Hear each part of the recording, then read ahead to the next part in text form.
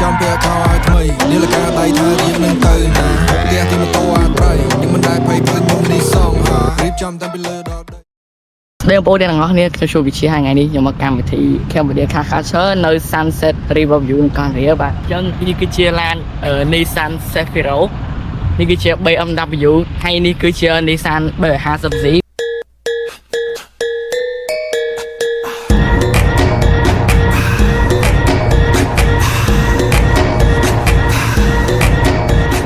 គឺសូមបងបាយជួយរៀបរាប់ឡាននេះបានអត់បងឡាន4គ្រឿងហ្នឹងឡានទាំងអស់ហ្នឹងមានដូចជា Nissan 200 SX Sivro ជាមួយនឹង BMW E46 ហើយឡាននោះតែ 3000 ហើយលេងអស់ 30000 ហើយ 350Z នោះឡានស្តុកធម្មតាជិះ Daily សាប៉ុងមកត្រីដែរហើយយើងក៏មានជាមួយនឹង MC 7សង្គមដែរបាទជិះសិត Vespa តម្លៃ 750,000 ណាចាំគេណាប្រាក់ខ្លួនទៀតបាទលោកងាកទៅនោះ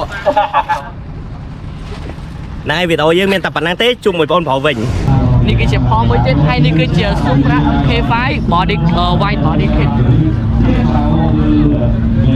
ហើយនេះគឺជាឡាន BMW M2 ខាងនោះគឺជា Ferrari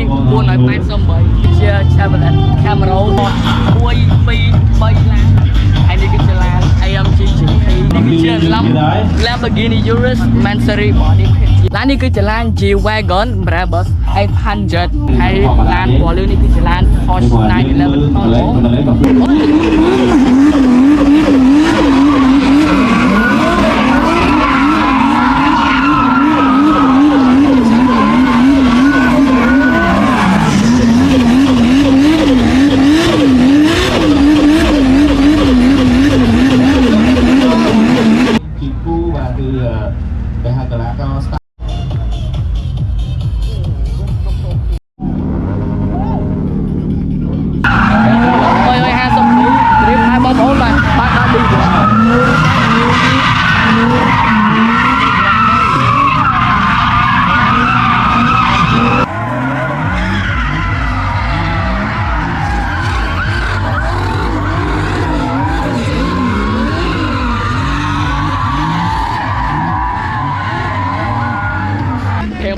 Nissan Safiro ចូលត្រីមួយទៀតហើយបាទបងប្អូ